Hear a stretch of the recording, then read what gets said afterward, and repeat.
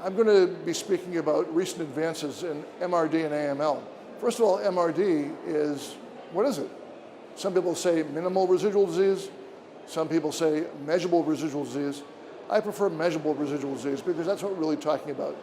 You know, historically in AML, we've given induction chemotherapy with the goal of putting people into complete remission. Complete remission is defined morphologically based on techniques we've had for over half a century. This means that the patient should have relatively normal blood counts and should have no excess blasts in their bone marrow, aspirate or biopsy. That means no more than 4%. But of course, we all know that that's a very gross or imprecise way of detailing disease burden.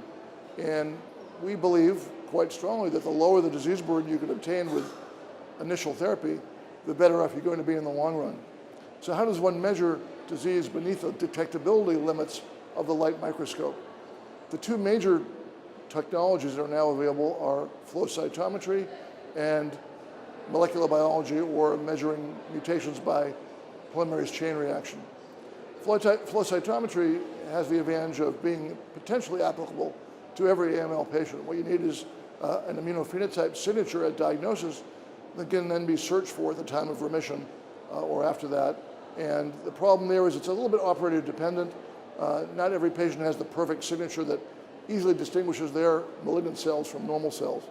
It's sensitive to 1 in 10 to the 4th cells. It's pretty sensitive.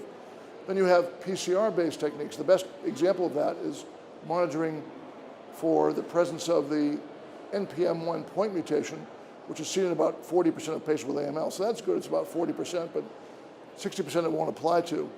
The best study showing the utility of measuring the presence or absence of an NPM1 mutation by PCR is that from the UK by Ivy and the late wonderful David Grimwade, who showed that those who have detectability of the NPM1 mutation after 2 cycles of chemotherapy have a very inferior survival and a higher relapse rate than those who have no such detectability.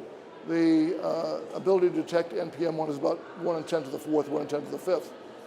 The real problem with measurable residual disease detection after 1 or 2 cycles of chemotherapy is that although it's highly predictive for outcome, you'd much rather be MRD negative than MRD positive. As one of my friends said, you'd much rather be young and rich than old and poor. What do you do about it? If you have MRD detectability and your fate is not good, can we alter that fate by something? And at the moment, even stem cell transplant has not been able to do that. So what we really need in our field is what I call an MRD eraser, to be able to take somebody who we have detectable disease by one of these technologies and then erase that disease. That'd be good. But even more than that, we have to show that such an erasure will lead to a better outcome. So it's a bit of a daunting challenge. You certainly can tell a person whether they're going to do well or poorly if they have MRD after some chemotherapy, but the ability to make that poor outcome better, that's where we have to be in our field.